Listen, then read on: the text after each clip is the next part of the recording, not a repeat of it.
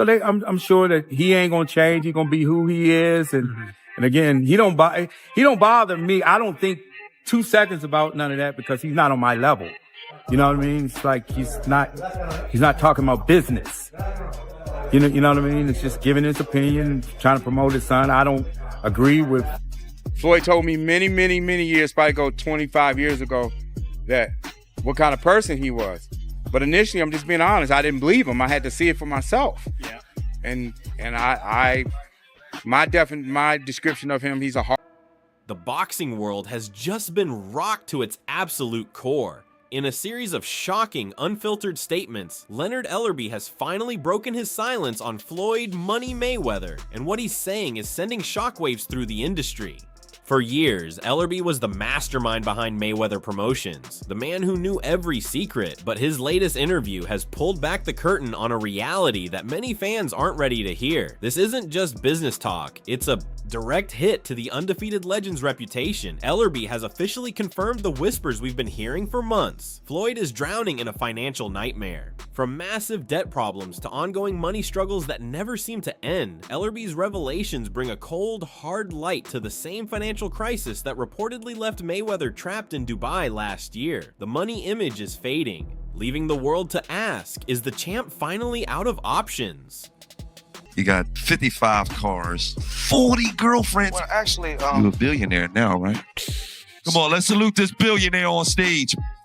But how many years ago you was broke?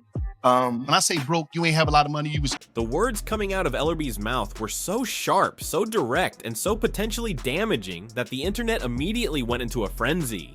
Many supporters are now questioning his motives. Is this the honest truth? Or is Ellerbe acting out of pure spite after being pushed out of his powerful position? Critics are wondering if this is a calculated move of revenge against the man. He served for decades, but let's look back at the facts. Last year, rumors swirled that Floyd was being held in Dubai, unable to leave. While his PR team dismissed it as fake news, Ellerbe suggests there was a dark truth behind those headlines. According to high-level insiders, the only reason Floyd was allowed to step onto a plane was that he signed a strict agreement to settle massive unpaid debts within a terrifyingly short deadline. The deal was simple but brutal: pay up or come back and face the consequences. When the interviewer cornered Ellerbe about these money woes, he initially hesitated, but as the pressure mounted, he chose to blow the lid off the entire situation. That you was no longer a part of Mayweather Promotions. You care to say anything about that? There's nothing to say other than I appreciate the opportunity to do something amazing. We had an incredible run, and I'm forever grateful and thankful. Blessed. Yeah. Blessed. Yeah. Blessed.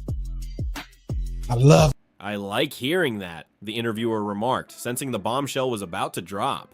Ellerbe didn't hold back, explaining that Mayweather ultimately failed to meet his financial obligations, which forced him back to Dubai to face the music. That trip didn't happen in a vacuum. It occurred right as Floyd was being hit by a tidal wave of scandals. We're talking about a supposed $42 million New York mansion purchase that didn't add up, massive unpaid balances with elite jewelry companies, and heavy-duty tax issues with the IRS. While some fans thought Floyd was just traveling for fun, Ellerbe tells a different story. He claims the situation in the UAE is actually far more dangerous than his legal troubles in the States. Behind the glitz and glamour, Floyd is allegedly hundreds of millions of dollars in the hole. Once he settles with the powers that be in Dubai, if he even can, he still has to fly back home and face a mountain of legal and tax battles waiting for him on American soil. But he's done a good job thus far. But then sometimes there's a line that you cross with some of the things and you turn some people. In a moment that truly stunned the boxing community, Ellerbe dropped the biggest reveal yet. His departure from Mayweather Promotions wasn't a mutual agreement. It was a direct result of Floyd's financial misconduct and the internal chaos within the company. Ellerbe painted a picture of a business spiraling out of control due to mismanagement. Walking away was one of the hardest things I've ever had to do, Ellerbe admitted, but I was left with no choice. He didn't mince words, stating that Floyd has made a string of disastrous decisions, leaving Ellerbe to clean up the mess and deal with the fallout. For years, he was the glue holding the empire together, but eventually the weight of the scandals and the unpaid bills became too much for one man to carry. He reached his breaking point and had to save himself before the ship sank completely. What is it about him that Well, sort of because rubs you? he's always been jealous of Floyd. He's always been jealous of Floyd, and if that ain't obvious, I don't know what it is. As soon as Ellerbe's comments hit the web, the comment sections exploded. Fans are divided, with many pointing the finger at Floyd's legendary over-the-top lifestyle. One user noted that we've seen this story 1,000 times. A superstar athlete loses it all because they couldn't stop spending like they were, still in their prime. There's a growing belief that Mayweather's billionaire persona is nothing more than a carefully constructed mask to hide a crumbling bank account. But the Dubai situation is what really has people talking. One commenter argued that this wasn't just a simple travel issue. In the UAE, when someone with that much influence gets their documents restricted, it's not just about a bank. It usually means they've crossed someone at the highest levels of power, potentially even a member of the royal family. This isn't just a debt, it's a diplomatic and legal standoff. I ran all the way in here. Why? Because I couldn't even buy a bus ticket. That's crazy. But you still had 55 cars. No, I don't. What happened? Well, I bought myself some crack. Dang. Theories are getting wilder by the minute. Some followers are convinced the Dubai lockdown involves more than just unpaid jewelry bills. One detailed theory suggests that Floyd might have overextended his credit at a high-stakes casino and tried to leave the country with a promise to pay later. In Dubai, that's a massive red flag. Rumor has it that authorities actually grounded his private jet on the tarmac until the casino owners got their guarantees. Meanwhile, the internet's trolls are having a field day, mocking the Money Mayweather brand. One viral comment read, "From now on, he's Floyd No Money Mayweather. He's broke, living a fake life for Instagram, and now he's stuck in the desert paying back the wrong people. The king has officially lost his crown." Respect thing, that's just something I don't get into. Floyd's a legend in this sport. He's accomplished everything in the sport, beat everybody's teeth. The former CEO didn't stop there. He revealed that Floyd had massively miscalculated the payout from his latest exhibition match. Apparently, Floyd was counting on that fight to be his get-out-of-jail-free card, but the numbers just didn't work. While Floyd publicly bragged about massive earnings, Ellerbe claims the real take-home pay was only around $20 to $25 million. When you owe hundreds of millions, $20 million is just a drop in the bucket. This financial desperation is reportedly the real reason why Floyd is suddenly so desperate to get in the ring with Jake Paul. He needs a massive payday, and he needs it yesterday. If he can't settle these debts soon, the luxurious life he's showing on social media might come to a very sudden, very public end. People how I live. Now, I know you guys see me on a regular talking about real estate. Well, lately, I purchased 62 apartment buildings in New York City. And what I need you guys to do, slide over and check out the photos. It's not all 62 buildings, it's a few buildings, but guess what? All the buildings belong to me. I don't have no partners. And all the retail down low on my buildings, Of course, not everyone is on Ellerbe's side. A large segment of the money team is calling him a traitor for airing out Floyd's dirty laundry. They see this as a betrayal of a 20-year brotherhood. However, Ellerbe's camp suggests that Floyd was the one who broke the trust first. Long before Ellerbe spoke out, Floyd was allegedly making moves that put everyone's reputation at risk. While Ellerbe stayed loyal through years of scandals and tax scares, he eventually realized that loyalty only goes one way in the Mayweather camp. Since parting ways with the promotion, Ellerbe has reportedly taken a much more aggressive stance, even allegedly cooperating with authorities to provide clarity on Floyd's assets and whereabouts. do the same. It's all about making power moves. Yeah, I figured. Yeah. And I'm pointing like this because all of them. We're in New York City right now. We're in Manhattan. That's what we do. Come on.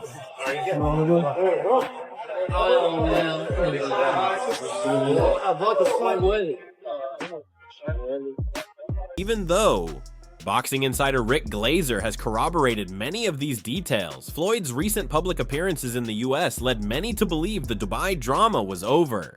But Leonard Ellerbe is doubling down. He insists that while Floyd may be physically back, he is far from free. His release from Dubai reportedly came with chains attached, specifically frozen bank accounts and a strict repayment schedule. That keeps him on a very short leash. As the former CEO, Ellerbe had access to the books that even Floyd's closest proteges, like Gervonta Davis, didn't see. According to him, Floyd is living on borrowed time and borrowed money, technically tied to Dubai until every single cent is accounted for.